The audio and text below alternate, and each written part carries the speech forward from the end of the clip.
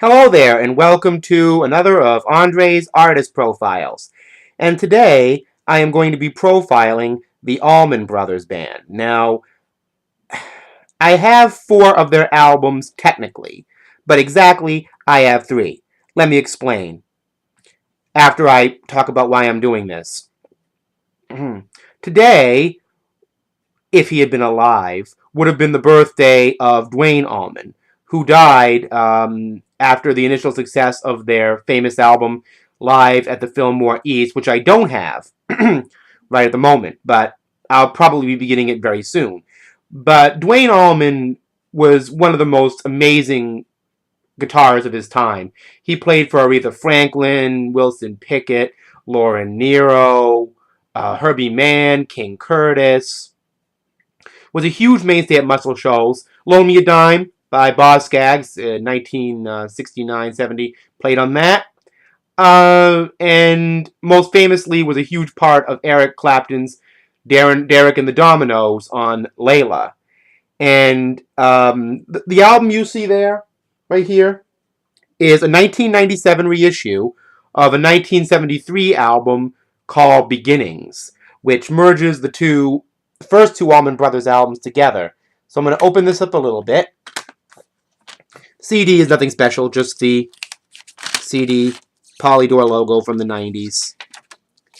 These are the 2 albums right there that are represented in this particular set. The Allman Brothers Band from 1969 and Idlewild South from 1970. This album may not have the same kind of sound that the new reissue has, and it may not have the same live cover art that's from the original CD, but I got it really inexpensively, under $5. And sometimes when I find something I like, I tend to shop for bargains. And by the way, a couple years ago, down at the Bangor waterfront, I saw Dickie Betts leading the Allman Brothers Band, and they were amazing on stage. Everything everybody said about the Allman Brothers Band, they were. And B.B. King, who came after them, I have to admit, for a legend like B.B., at his age, he didn't quite have it. He was, he was getting on in years. He was a little past his prime. But, B.B. in his prime. But the Allman Brothers, man, they were just like B.B. King in his prime. Spectacular. They've still got it. So I feel lucky enough to have seen the Allman Brothers. Even though Greg Allman wasn't there, he was sick. Seeing Dickie Betts in the lineup was fantastic. They did some things in this album on the Bengal waterfront as well.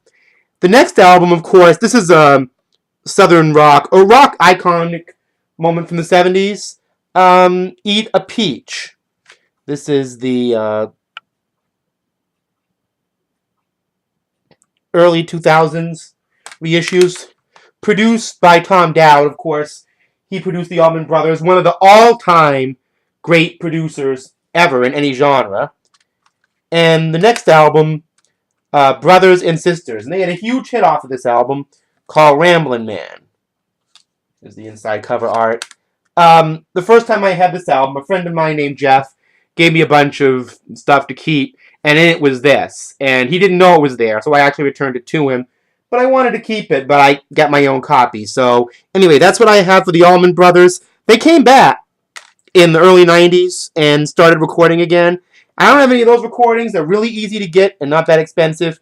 But I wanted to hear classic Allman Brothers. So, that's what I've got. And to all you Duane Allman, Greg Allman, Dickie Betts fans out there, enjoy the music. And I appreciate the blues, jazz, rock, soul, a fusion of what the Allman Brothers did. And probably one of the first jam bands. So I really appreciate that.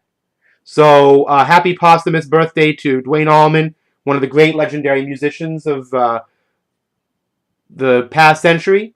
And see you next time.